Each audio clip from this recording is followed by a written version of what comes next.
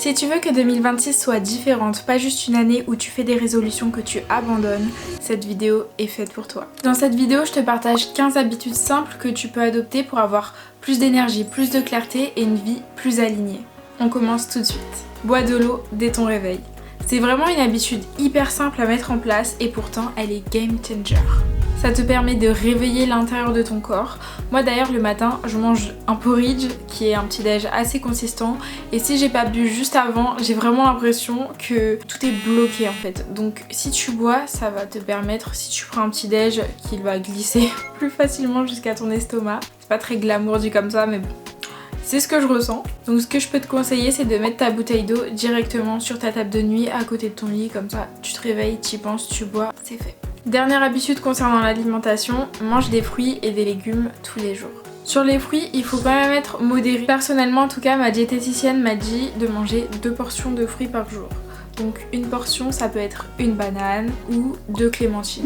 Je pense que ça dépend de chaque morphologie. Ça vous apportera naturellement des fibres, des vitamines et de l'énergie. Et surtout, pensez à consommer des fruits et légumes de saison ou congelés. Quitte les écrans 1 heure avant de dormir. Si tu veux avoir un meilleur sommeil et atteindre un sommeil réparateur plus rapidement, tu devras vraiment diminuer les écrans avant d'aller dormir et faire des activités plus calmes et plus reposantes pour ton cerveau. Dès qu'elle sera bien en place, je te partage ma routine anti-écran. Lis plusieurs fois par semaine. Ça va nourrir ton esprit de manière lente et plus adaptée que le contenu des réseaux sociaux et ça va permettre à ton cerveau de se focaliser sur une seule chose. Et le soir, ça peut vraiment calmer ton esprit et t'aider à mieux dormir. Consomme les réseaux sociaux de manière consciente.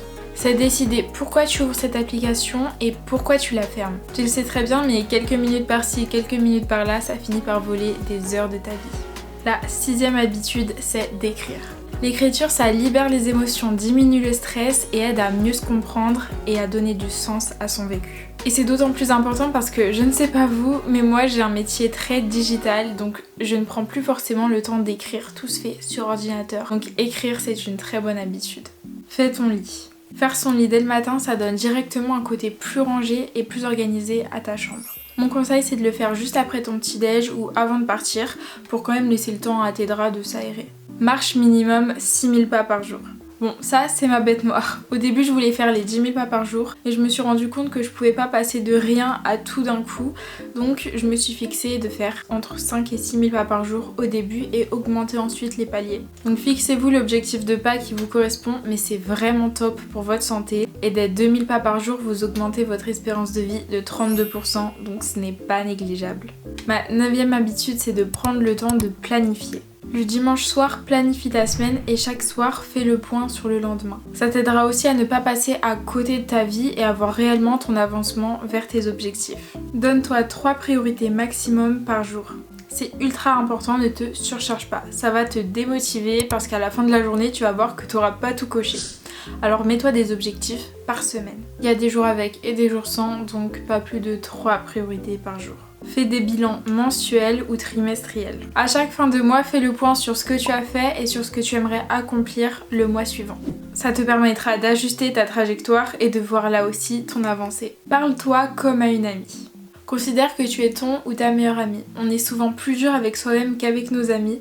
Donc si tu te dis un truc pas très gentil, bah demande-toi si tu l'aurais dit à ton ami.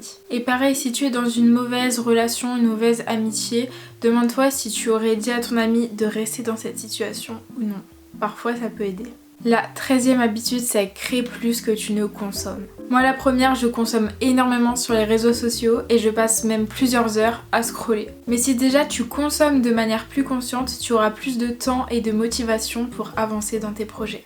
Crée-toi une routine matinale simple mais qui va te motiver. Je veux que maintenant ou à la fin de cette vidéo, tu prennes un papier et tu écrives ta routine du matin parfaite. Pas une énorme routine, mais vraiment celle qui t'aidera à bien commencer la journée. Donc en commençant par boire de l'eau, en lisant un livre, en étant loin de ton téléphone, écris vraiment toutes les étapes dans l'ordre que tu veux faire le matin. C'est vraiment la routine qui t'aidera à atteindre tes objectifs. Et si déjà dès le matin tu accomplis ces tâches qui te font sentir bien, ça va récompenser ton cerveau et lui donner envie de continuer sur cette lancée. Et enfin, écoute ton énergie plutôt que ton planning. Et oui, tu as beau te créer les meilleures habitudes du monde, tu ne vas pas les réaliser pendant 365 jours. Il y aura des jours où tu te sentiras prête à soulever des montagnes, mais d'autres où tu te sentiras écrasée par cette montagne. D'autant plus pour nous les femmes qui avons un cycle hormonal très variable et bien moins constant que ceux des hommes. Alors écoute-toi et le plus important c'est que tu regardes ce que tu accomplis sur le long terme lors de tes bilans. Et voilà, c'est tout pour moi, j'espère que vous allez réussir à mettre en place les habitudes qui vous conviennent et un petit conseil, c'est de les traquer. Je vais vous mettre à l'écran quelques trackers d'habitude, moi c'est vraiment ce que j'utilise et ça m'aide beaucoup. Allez, prenez soin de vous et puis moi je vous dis à la prochaine pour une nouvelle vidéo.